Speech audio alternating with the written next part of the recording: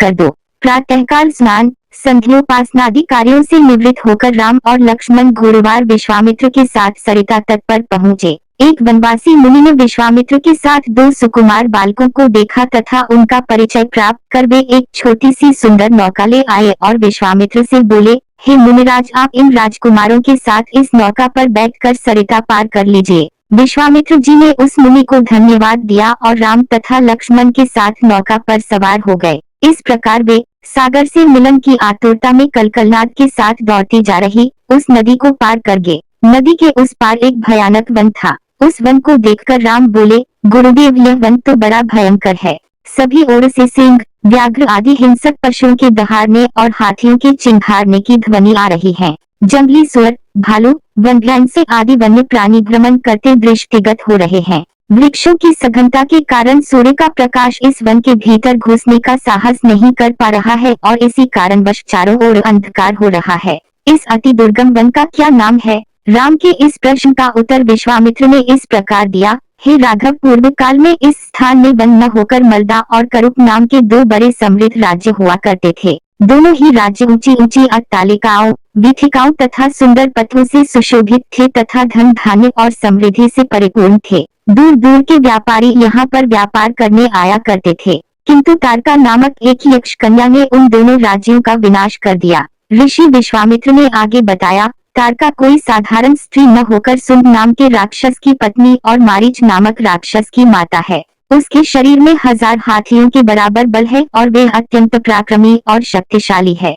इस प्रदेश को नष्ट करने के पश्चात तारका ने अपने पुत्र मारीच के साथ मिलकर यहाँ के समस्त निवासियों को मारकर खा डाला। अब उनके भय से यहाँ 2-2 कोस दूर तक किसी मनुष्य की परछाई भी दिखाई नहीं देती। भूलवश यदि कोई यहाँ आ भी जाए तो जीवित नहीं लौट पाता। उसी तारका का संहार करने के लिए ही मैं तुम्हें यहाँ लाया हूँ। राम ने आश्चर्य से पूछा, गुरुदेव, स्त्रियां तो कोमल और दुर्बल होती हैं, फिर तारका में 1000 हाथियों का बल कैसे आ गया? ऐसा प्रतीत होता है कि अवश्य कुछ न कुछ रहस्य है।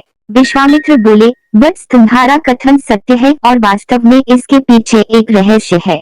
सुकेतु नाम का एक अत्यंत बलवान यक्ष था। वह संतानहीन था, अतः संतान प्राप्ति के उद्देश्य से उसने ब्रह्मा जी की कठोर तपस्या की। उसकी तपस्या से प्रसन्न होकर ब्रह्मा जी ने उसे संतान होने का वरदान दे दिया। परिणाम स्वरूप तारका का जन्म हुआ। सुकेतु के द्वारा तारका के अत्यंत बली होने का वर मांगने पर ब्रह्मा जी ने उसके शरीर में 1000 हाथियों का बल दे दिया। विवाह योग्य आयु होने पर सुकेतु ने तारका का विवाह सुंद नामक राक्षस से कर दिया और उससे मारीच का जन्म हुआ। मारीच भी अपनी माता के समान बलवान और पराक्रमी था। वह सुंद राक्षस का पुत्र होकर भी स्वयं राक्षस नहीं था, किंतु बाल्यकाल में वे बहुत उपद्रवी था। ऋषि मुनियों को अकारण कष्ट दिया करता था। उसके उपद्रवों से त्रस्त होकर एक दिन अगस्त्य मुनि ने उसे राक्षस हो जाने का शाप दे दिया। अपने पुत्र के राक्षस गति प्राप्त हो जाने से सुंद अत्यंत क्रोधित हो गया और अगस्त्य ऋषि को मारने दौड़ा। इस पर अगस्त्य ऋषि ने शाप देकर सुंद को तत्काल भस्म कर दिया। अपने पति की मृत्यु का बदला लेने के लिए तारका भी अगस्त्य ऋषि पर झपटी।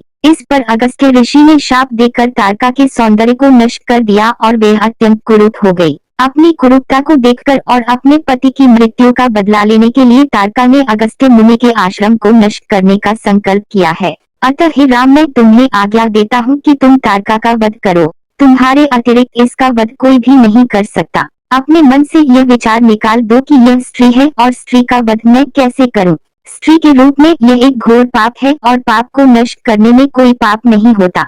समस्त संशय को त्याग कर मेरी आज्ञा से तुम इस पापिनी का संहार कर दो। राम ने कहा, गुरुदेव, आपकी आज्ञा मुझे शिरोधार्य है। समस्त मानवों के कल्याण के लिए मैं अवश्य ही तारका का वध करूंगा। इतना कहकर राम ने अपने धनुष पर बाण रखकर उसकी प्रत्यंचा को कान तक खींचकर भयंकर टंकार किया। टंकार से उत्पन्न ध्वनि से समस्त वन प्रांत गुंजायमान हो उठा। वन्य प्राणी भयभीत होकर इधर उधर भागने लगे। इस प्रकार की अप्रत्याशित खलबली मची देखकर तारका क्रोध से भर उठी। धनुष ताने राम को देखते ही इस विचार से कि कोई अपरिचित कुमार उसके साम्राज्य पर आधिपत्य करना चाहता है, वे क्रोध से पागल हो गई। राम पर आक्रमण करने के लिए वे तीव्र गति से उन पर झपटी। तारका को अपनी ओर आते देखकर राम ने लक्ष्मण से कहा, हे सौमित्र, तार के वृक्ष जैसी विशाल और विकराल मुख वाली इस राक्षसी का शरीर कितना कुरूप है। इसकी मुख मुद्रा देखकर ही प्रतीत होता है कि यह बड़ी हिंसक है और निरीह प्राणियों की हत्या करके उनका रक्तपान करने में इसे बहुत आनंद आता होगा।